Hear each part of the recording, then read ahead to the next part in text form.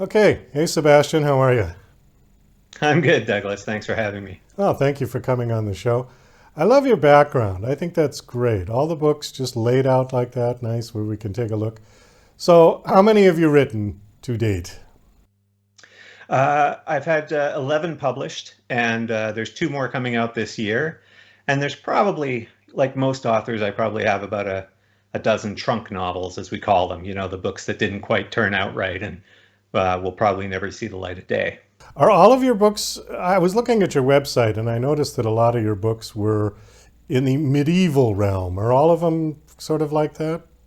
Well, the Greatcoats series, which is the swashbuckling fantasy series, that's it kind of harkens to the spirit of the Three Musketeers or the sort of the 1930s swashbuckling movies kind of vibe.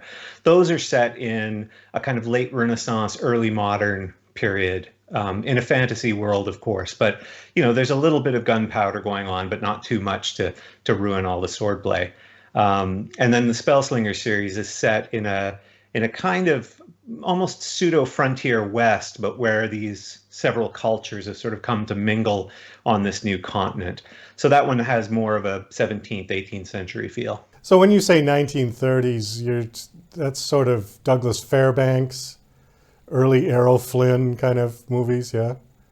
Yeah, the stuff that was getting written by guys like Raphael Sabatini, who wrote Scaramouche and all those really they used to be called romances, even though they're not romances in the way that we think of them today. But they're romances in the sense that they're built on very romantic ideals, sometimes chivalry, sometimes notions of justice. But there's a strong thread of idealism through all of those works that sort of manifests through all this swordplay that we end up seeing on the screen or on the page. How did you get interested or intrigued by that particular genre?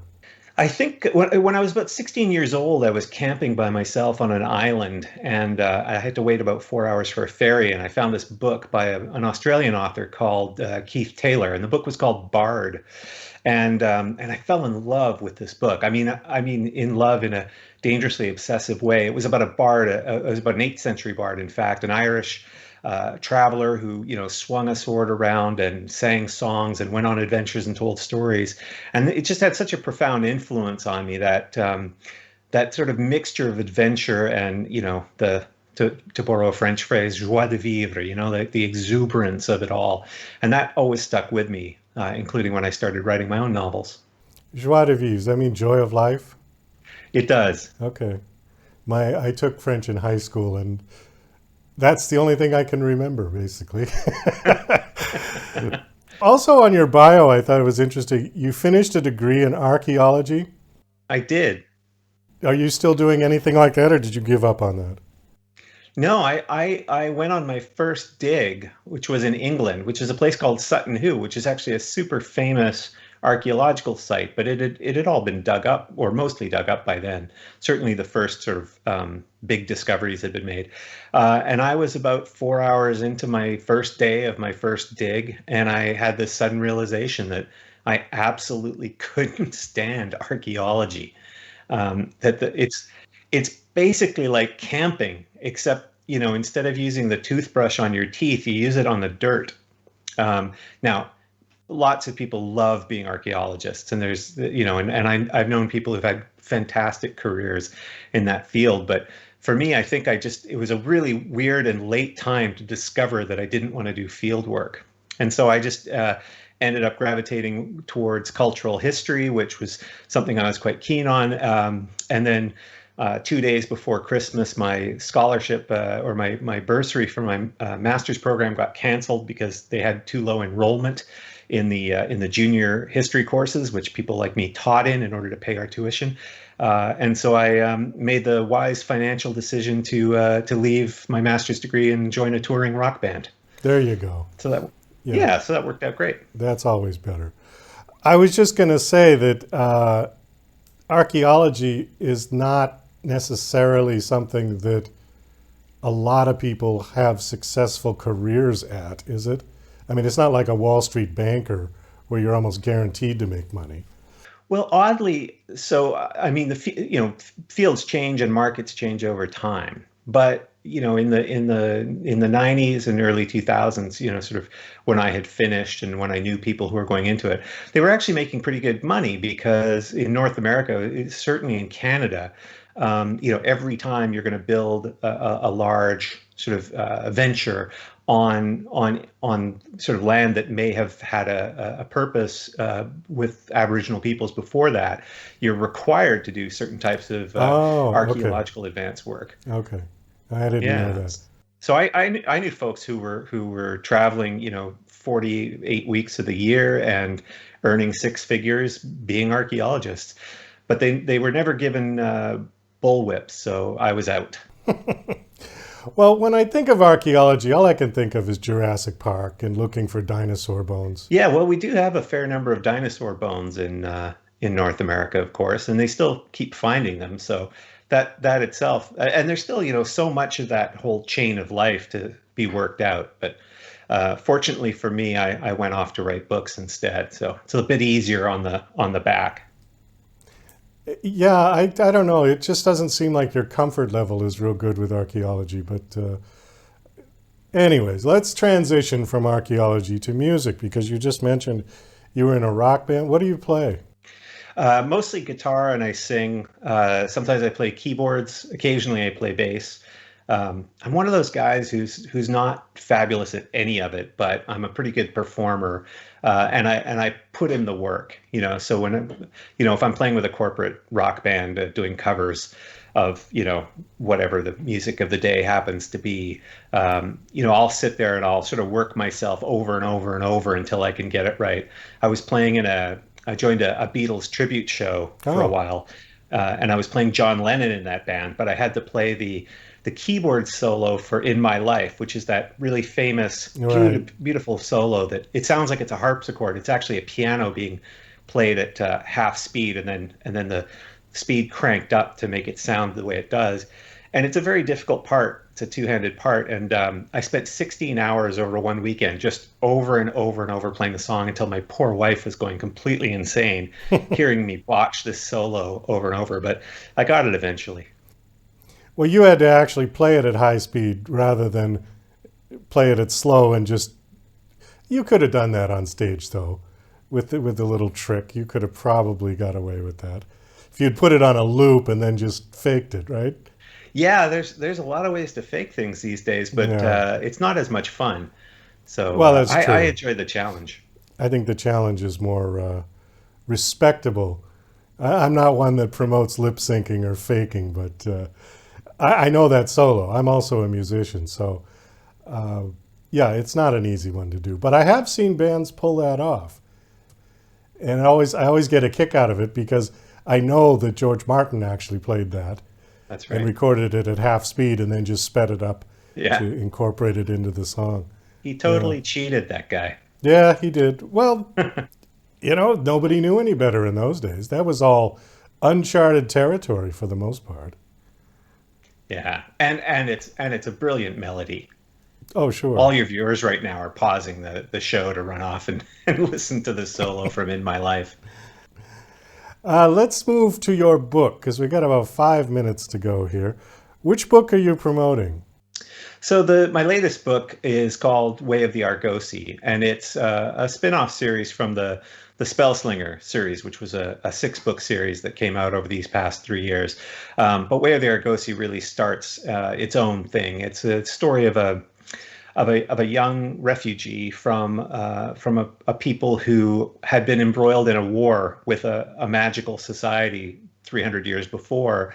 And even though that war has ended, there's still mages who go out looking for remnants of her people. And in her case, they capture her and put this sort of kind of imprint a magical sort of collar on her that makes her an outcast that causes people to despise her. And so it's the story of how she both tries to find a way to get rid of that curse on her, as well as finding her own path in life. And so she tries to live like a knight, and when that doesn't work, tries to live as a thief, and ultimately meets one of these wandering kind of cowboy philosophers known as the Argosy. And they offer her a different path, and that's what the story is ultimately about. Okay, so this is the series on the middle shelf behind you? That's correct. That's correct. Oh, And the cover of Way of the Argosy is on my little screen back there. Um, and in fact, do you have a the copy? Okay, book, I have it right there. great. Yeah. I always love that series in part because I love working with the artists who create those covers. Because they do such a just wonderful job, and also I get the one of the perks of being an author is sometimes, especially this kind of literature, is you get to ask for interior art, and so I'm a huge tarot card fan, and so I get to kind of design my own tarot cards Oh, cool. and and then Yeah. have an artist create them. What is that one? It actually reads backwards for some reason on the. Oh, Skype for you. The top side is called the Knight, and the bottom side is called the Conqueror. Um, and it's about those cards are representations of the idea that a lot of the paths that we think of taking in life become so narrow that if you pursue them too far, you almost become the opposite. So someone who really wants to protect people kind of will think of themselves as a knight, but when you go too far, you sort of become a conqueror. Or someone who thinks, the world's not fair. I'll make it more fair. I'll be a thief. But sometimes they start to acquire so much that they become hoarders, and that's the kind of that's part of the sort of the intrinsic nature of the argosy of these wandering philosophers in the book is this notion that every person has to find their own individual path and follow that authentically rather than trying to emulate a sort of an archetype or the heroes that we try to emulate sometimes. So this series is not a medieval swashbuckling setting, right? There's a lot of swashbuckling in it, but I would say it's more of a kind of a Western frontier kind of a setting. A lot of the vibe of these books it comes from that sort of old John Wayne sort of Western setting. The with the what's his name? Who did all the spaghetti westerns? I've forgotten his name now, but that sort of the good, the bad, and the ugly. That sort of spirit, that ambiance, is really fun to play with as an author. Clint Eastwood. Clint Eastwood. Clint Eastwood, yeah, Clint Eastwood, John Wayne. I'm thinking of the musical score. You must remember that. You're a musician. Is it Enrico Morricone? That sounds right. He used to Okay. do all those absolutely phenomenal musical scores that you could just listen to the music and it would transport you into that place. Yeah. Um, so that kind of spirit infuses the atmosphere of the Spellslinger books and the Argosy books. Let me ask you something about writing a series because I am not a novel writer. I've written a couple of screenplays, but they were just one offs. When you write a series, and I say one, two, three, four, five, six, seven, there's 7 books in that series, in the one we're talking about. Yeah, there's 6 in the Spellslinger series and 1 in the Argosy, and they're part of the same world. Okay, what is required to constitute a series? What sort of continuity do you have to have between the books in order for it to be considered part of a series rather than just another book? Yeah, there used to be. I mean, typically, the simplest way is to think is that you're dealing with the same principal characters. So, if you think of a series like Lee Child's Jack Reacher, there's 22 books in that series. You're always following Jack Reacher as he goes and kicks a bunch of people in the butt. Uh, Sometimes, as in something like Game of Thrones, you're dealing with a wider cast of characters. With Spellslinger, it's all built around the same main character, which is Kellen, who's a young mage from the same society that persecutes the heroine of Way of the Argosy. But he sort of rejects that society and becomes an outlaw himself. Um, and so typically that's what makes a series, right? The way we think of it now is you're following a set of characters and their journey both happens in stages, each book being a change in their lives, but then across the series is that much, much broader change. Okay, all right, that makes sense. I know it might have sounded like a stupid question, but No, I bet no, some people don't know. no, and it's interesting because I didn't know this because I don't read romance novels a lot, but I never understood how you had romance series because I was always thinking like, how does one woman keep falling in love with more and more men? And but of course, in something like romance, what makes it the series is sometimes it'll be the same family, different people in the same family, or the same setting. And in fact, it's a prescient question about what makes a series, because in the new Greatcoats series that starts this fall, the first book is Play of Shadows. We're doing something very different, which is each of the first books in that series features a different main character, and then it's sort of their origin story. And then in the climactic fifth book, they come together to sort of face the big threat, which is, I'm sure you've guessed by now, is a bit of a playing off the same approach as like the Marvel superhero movies, where you'll have Captain America's story and Iron Man's story, etc., and then they all come together to sort of form the Avengers. And I wanted to do that in a fantasy setting. Well, Sebastien, we do have to wrap this up. We are right out of time. Do you have a website that you want to give out? Yeah, I can easily be reached at www.decastell, that's DECASTELL.com. But if someone has trouble remembering it, just try to search for me on the web and you'll find me on Google pretty fast. Okay, are there links to your social media through that website? There are, but typically I don't spend a ton of time on social media, but if you look for me on Twitter, I'm just at De Castell. Okay, great. Well, thanks so much for coming on the show.